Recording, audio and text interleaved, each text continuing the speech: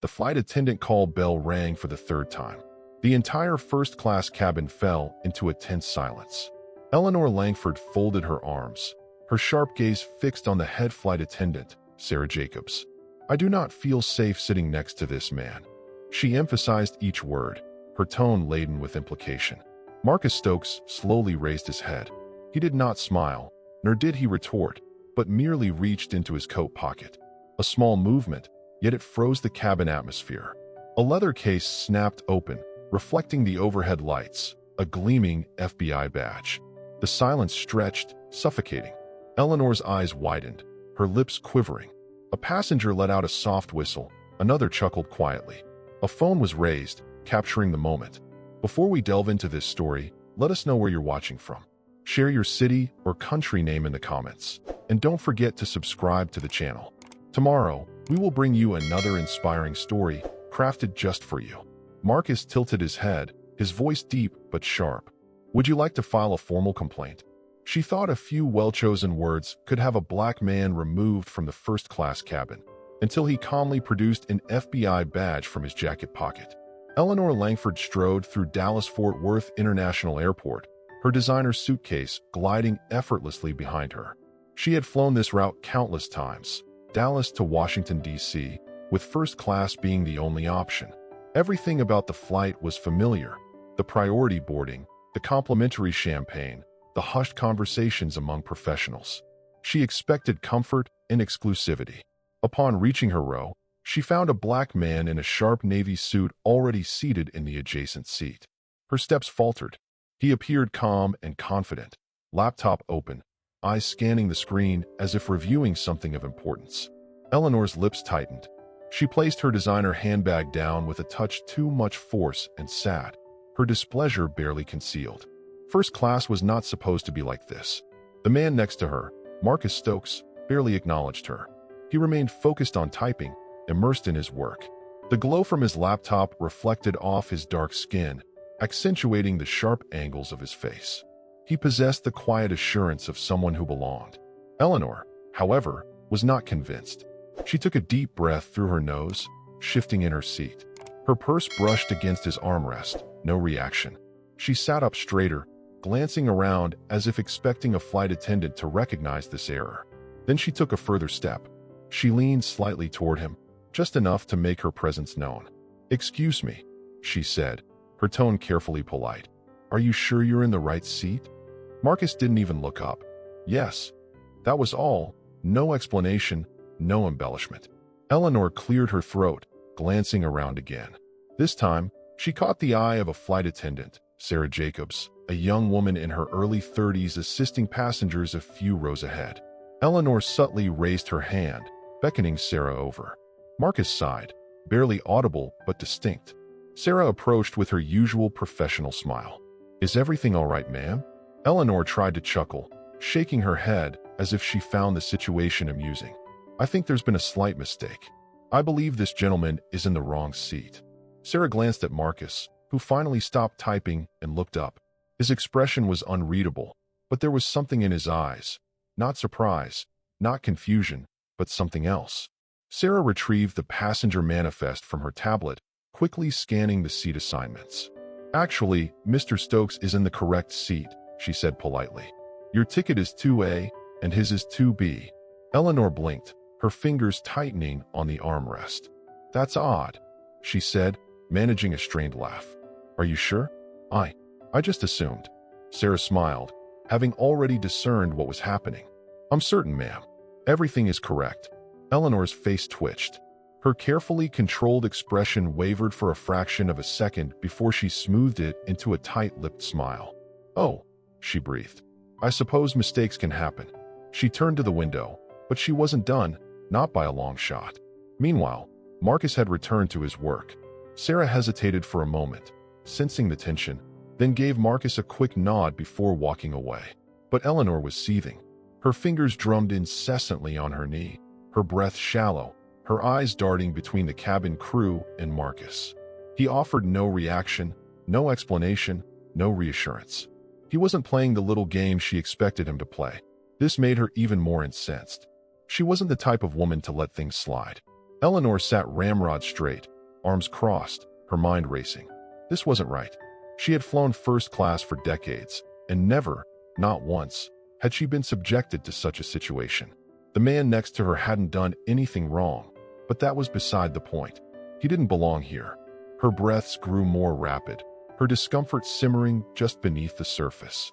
She couldn't just sit here and accept this. She pressed the call button, a soft chime sounding overhead, and Sarah Jacobs reappeared moments later. Her smile remained, professional and warm. "How can I assist you, ma'am?" Eleanor kept her voice low, her tone carefully measured. "I'd like to request a seat change." Sarah blinked. "Oh, are you uncomfortable? Is there a problem with the seat?" Eleanor hesitated for half a second. She couldn't say what she truly thought. Instead, she inclined her head towards Marcus, lowering her voice even further.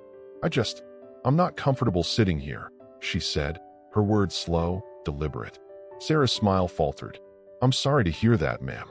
If there's a technical issue with the seat, I'd be happy to." "No, it's not the seat," Eleanor interrupted, her breath a sharp exhale. "I'd just prefer to sit somewhere else." Sarah glanced at Marcus, who had stopped typing but hadn't uttered a word. He was listening, waiting, his fingers hovering over the keyboard, his jaw clenched. "Let me check if there are any available seats," Sarah said, tapping on her tablet. "Just a moment." Eleanor sat back, her lips pressed into a thin line. Marcus didn't react, didn't argue, didn't acknowledge her, didn't ask her why she was uncomfortable. That only fueled her fury. A few rows ahead, a man in a blazer turned his head slightly, pretending to check his phone but clearly listening. Across the aisle, a woman nudged her husband. Everyone was paying attention. Sarah's fingers moved quickly over the screen. "I'm afraid we're fully booked today, ma'am. There are no other first-class seats available." Eleanor's stomach tightened. Sarah offered an apologetic smile. "Would you like me to check in economy? There might be some open seats there." Eleanor's face flushed. "Economy?" As if she would ever. Her voice caught in her throat. "That won't do." Sarah's smile didn't waver. "In that case, I hope you don't mind remaining in your assigned seat." Eleanor managed a tight-lipped smile. "I suppose I have no other choice." Sarah nodded. "Please let me know if you need anything else." She walked away, but Eleanor barely noticed. Her ears were ringing. Marcus, still silent, returned to his laptop and resumed typing. That was it. That was his response. He would pretend she didn't exist. Her fingers curled into fists. This wasn't over. She took a sharp breath and pressed the call button again. This time, Sarah hesitated before turning back. "Ma'am." Eleanor straightened. "I need to speak to the purser." Sarah's face remained neutral. "I'm the lead flight attendant on this flight. Is there something I can clarify for you?" Eleanor's voice was sharp. "I need to speak to the head of the cabin crew, or the captain." A ripple of whispers spread through the cabin. Someone let out a small, stifled laugh. Sarah's expression remained professional, but her patience was clearly wearing thin. "Ma'am, the captain is preparing for takeoff and won't be available, but I'm happy to assist you." Eleanor's lips tightened, her jaw clenched. Marcus didn't react, didn't flinch, didn't shift uncomfortably, as if he'd been through this before. She lowered her voice again. "I don't feel safe." That changed everything. Sarah's smile vanished, her posture stiffening. Marcus stopped typing. Across the aisle, a middle-aged man with Bluetooth earbuds muttered, "Here we go again." Sarah stood taller. "I'm sorry, ma'am, but could you please clarify what you mean?" Eleanor folded her hands neatly on her lap, tilting her head slightly. "I simply don't feel comfortable." She paused just long enough to imply something without saying it outright. "I don't want to make trouble, but I think it would be best if someone else sat here." Marcus closed his laptop. This time, he looked directly into her eyes, and for the first time, Eleanor felt a twinge of unease. But Eleanor pressed on, and she was now speaking louder. A hush fell over the cabin, the weight of Eleanor's words hanging in the air. "I don't feel safe." The phrase carried power. It wasn't loud, but it didn't need to be. It was carefully chosen, designed to trigger a response. Sarah, still standing beside her, didn't move immediately. Her posture was rigid, and her eyes flickered toward Marcus, who had fully closed his laptop, his hands resting on top. He didn't smile, didn't frown, he simply stared at Eleanor, watching her. Eleanor held her ground. "Not yet." Sarah exhaled slowly. "Ma'am," she said carefully, "are you saying you feel threatened?" Eleanor tilted her head slightly, giving a small, dismissive shrug. I didn't say that. I just don't feel comfortable, that's all. Across the aisle, the businessman with the Bluetooth earpiece scoffed and muttered, "Unbelievable." A young woman 3 rows back raised her phone slightly, pretending to text but clearly recording. Several other passengers whispered to each other, heads turning toward Eleanor. Eleanor noticed she felt the shift, the tide turning against her, but she didn't intend to back down. "This is a simple request," she continued, feigning politeness. "I'm simply asking to be accommodated. If I'm not comfortable, I have the right to change seats, don't I?" Sarah's jaw tightened. "Ma'am, I've already checked. There are no other first-class seats available." Eleanor's lips thinned. "Economy." Sarah hesitated. "There are 2 open seats in economy." Eleanor straightened. "Excellent. He can take one of those." A small ripple of whispers went through the cabin. Marcus took a deep breath, his fingers tapping once on the surface of his laptop before stilling. He didn't argue, didn't react, but he didn't move either. Sarah blinked, as if replaying Eleanor's words in her mind to make sure she had heard correctly. "Ma'am," her voice was lower, now edged with steel, "just to be clear, you want me to move this passenger to economy because you don't want to sit next to him?" Eleanor gave a sharp nod, sitting even straighter. "That's correct." Sarah inhaled sharply through her nose. "That's not going to happen." Eleanor's eyes widened. "Excuse me." Sarah crossed her arms, her voice firm. "Mr. Stokes has a first-class ticket just like you. He's in his assigned seat. I cannot and will not ask him to move." Eleanor's face flushed crimson. She was losing control of the situation. The passengers were now staring openly, some whispering, some shaking their heads. The young woman with the phone was still recording. Eleanor felt her stomach churn. "This is ridiculous," she hissed. "I am simply requesting the same courtesy anyone else would expect if they were uncomfortable." Sarah didn't budge. "You are asking me to remove a paying passenger from his assigned first-class seat and move him to economy for no valid reason. That's not accommodation, that's discrimination." A sharp silence descended. Someone let out a low whistle. Marcus didn't move, didn't say a word. He simply watched Eleanor, waiting. Eleanor's pulse hammered in her ears. This wasn't how this was supposed to go. Sarah squared her shoulders. "Ma'am, we're about to push back. If you cannot remain seated and follow the crew's instructions, I will have to ask you to deplane." Eleanor's stomach plummeted. "What?" Sarah's tone remained professional but firm. "You have 2 choices. Remain quietly in your seat, or you can leave the aircraft. But Mr. Stokes will not be moving." A few passengers gave a smattering of applause. Eleanor felt a surge of humiliation rise in her chest. This wasn't how this was supposed to go. She wasn't the one in the wrong. She opened her mouth, ready to argue, but before she could speak, Marcus reached into his jacket pocket. He withdrew a leather case, flipped it open, and held it up. And just like that, everything changed. A gold FBI badge gleamed under the cabin lights. The air in the plane shifted. Eleanor's entire body went rigid. Passengers gasped, a few even chuckled. The young woman recording immediately zoomed in. Marcus's voice was calm, even bland. "Ma'am," he said mildly, tilting his head, "would you like to file a formal complaint? I can take your statement now." Eleanor's breath hitched, words failing her. Marcus didn't move, didn't blink, he simply waited. And for the first time, Eleanor felt truly trapped. More than embarrassed, she was facing real consequences. The silence in the cabin was thick, stretched tautly between Eleanor and Marcus. His FBI badge gleamed under the overhead lights, the gold emblem unmistakable. It was the kind of thing you couldn't ignore, the kind of reveal that shifted the entire dynamic of the room. The passengers who had been whispering moments before were now staring openly, some smirking, others wide-eyed. Eleanor's mouth was dry, her mind scrambling for an explanation, an excuse, an escape. This wasn't supposed to happen. The man she had tried to have removed from the plane, the man she had implied was a threat, was a federal law enforcement officer. Her throat tightened. Marcus's expression remained unchanged. He didn't smile, didn't gloat, he simply sat there, badge in hand, eyes locked on hers, waiting. His voice was even, unreadable.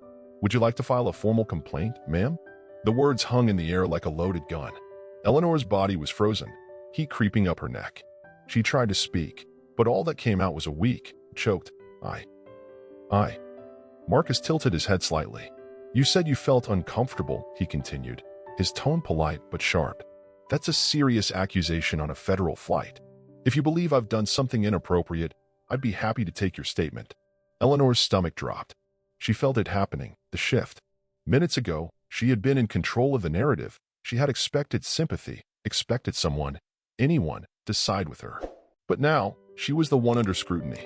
A man 2 rows ahead let out a small, derisive chuckle. "Oh, this is priceless," he muttered, shaking his head.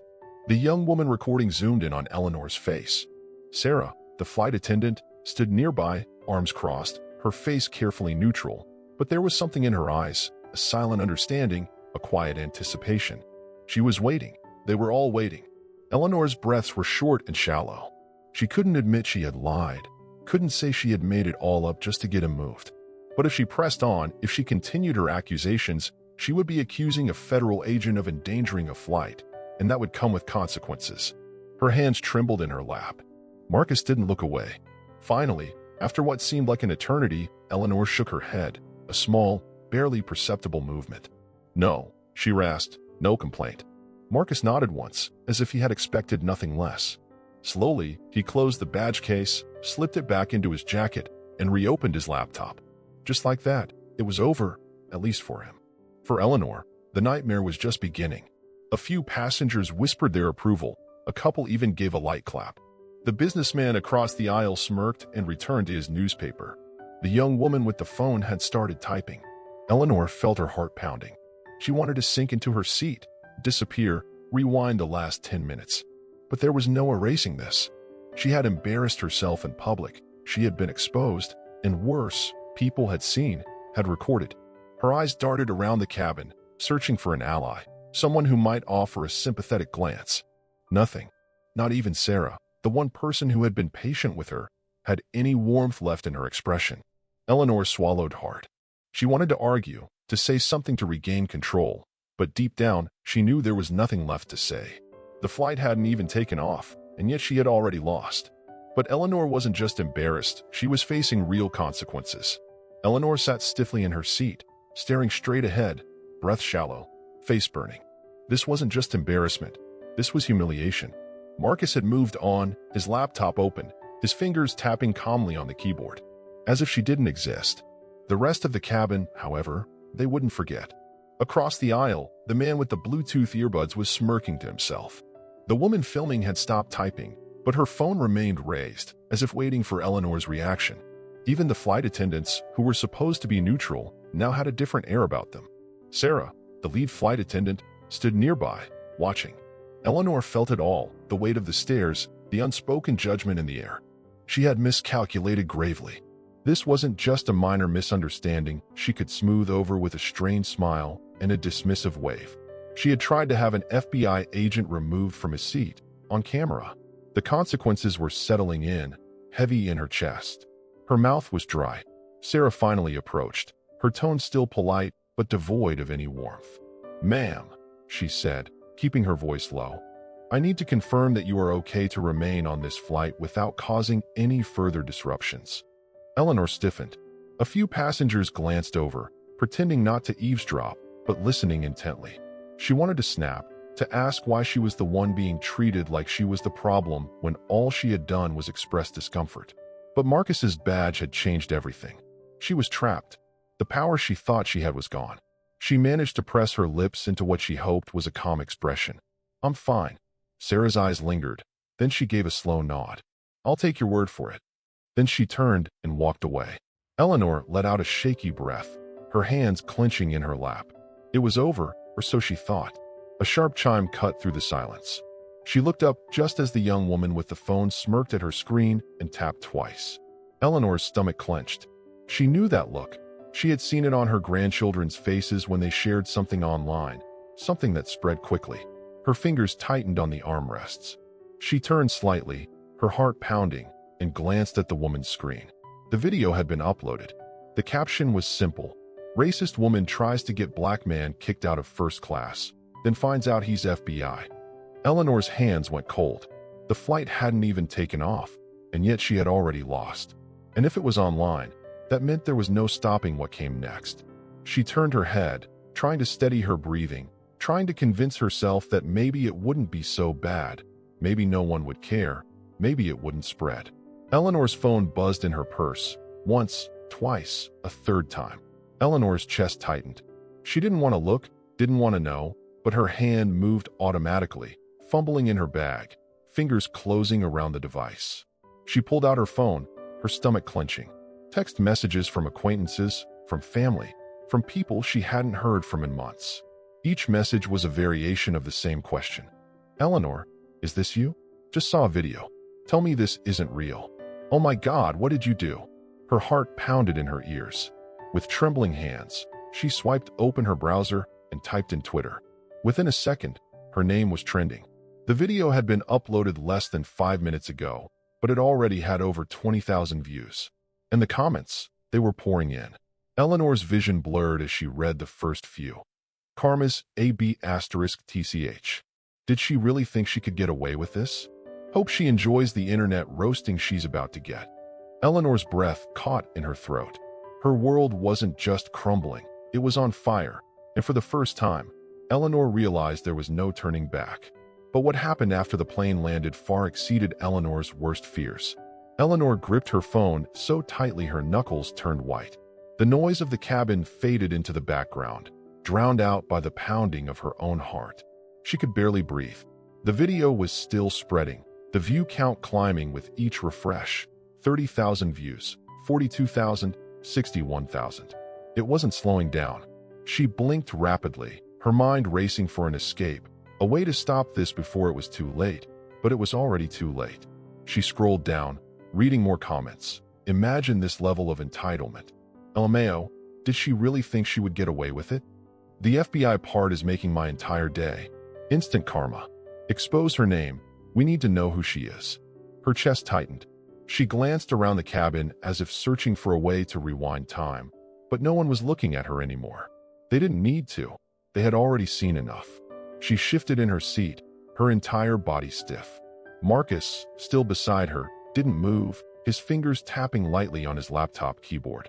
If he was aware of the video, he didn't show it. He didn't care, and that somehow made it worse. Eleanor's phone buzzed again, startling her. She looked down. Her sister. She hesitated, then hit the reject button with a trembling finger. She wasn't ready for that conversation. She wasn't ready for any of this. The plane hadn't even taken off, and yet her world was crumbling around her. She exhaled sharply, forcing herself to remain calm. She needed a plan, a way to fix this. Could she apologize? Maybe that would help. No, that would only add fuel to the fire. Could she ignore it, pretend she hadn't seen the video? No, that would be worse. Her mind raced, thoughts colliding, spiraling, and then the captain's voice came over the intercom. Ladies and gentlemen, we are beginning our descent into Washington, D.C. The local time is 5:43 p.m. Please fasten your seatbelts as we prepare for landing. Eleanor's heart sank. Landing. She had been so focused on the chaos inside the plane that she had forgotten what awaited her outside. She refreshed the video one last time. 97,000 views, her name trending. Her hand shook as she shoved the phone back into her purse, trying to convince herself that she could still get ahead of this, that maybe, just maybe, it wouldn't be as bad as she thought. But Eleanor's hopes that the storm would pass were dashed the moment she turned on the news. Eleanor nearly bolted from the plane the moment the doors opened. She ignored the furtive glances, the small snickers, the unspoken judgment hanging in the air. She just needed to get out. But as she hurried into Reagan National Airport, her heart skipped a beat when she saw what awaited near baggage claim. A group of reporters, not a huge crowd, but enough. A woman in a navy blazer held a microphone close to her lips, reading from her phone as a cameraman filmed her. A currently viral video shows an unidentified woman attempting to remove an FBI agent from first class, citing discomfort. The clip has garnered over 1 million views in just a few hours. Eleanor stopped breathing. 1 million? That was impossible. She jerked her head away, praying they hadn't seen her, but one of the reporters had locked eyes with her. The woman's face lit up. Wait, that's her. Eleanor spun on her heel, panic rising in her chest. She couldn't be seen like this.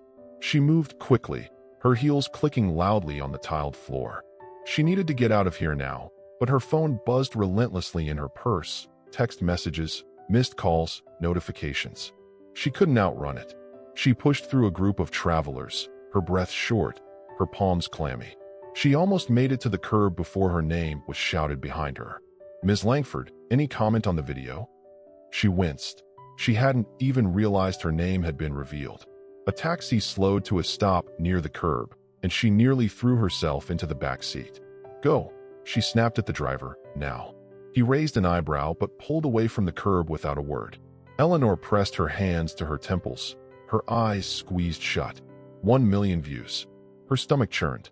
She had built her entire life on careful reputation management, a pristine image, a respected name, and in a single afternoon, it was gone. Her phone buzzed again, this time a number she didn't recognize. She stared at it, her heart pounding. Then just before it switched to voicemail, she swiped to answer. Hello. A brief silence, then a clipped voice. Ms. Langford, this is Richard Rollins, president of the Marston Foundation. I presume you're aware of the situation? The voice crackled. Eleanor's mouth was dry. She had been on the board of the Marston Foundation for years, a charitable organization that prided itself on its progressive image, inclusivity, and ethical leadership, and she knew what this call was about. She swallowed hard. Richard, I'm going to need your resignation, he interrupted, cutting her off immediately.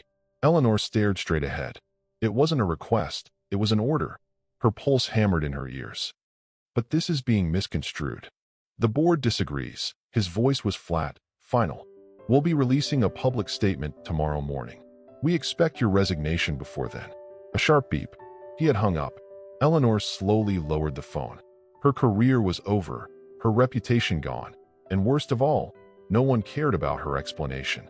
They had seen the video, and the video was enough. She let out a shaky breath. This wasn't something she could control.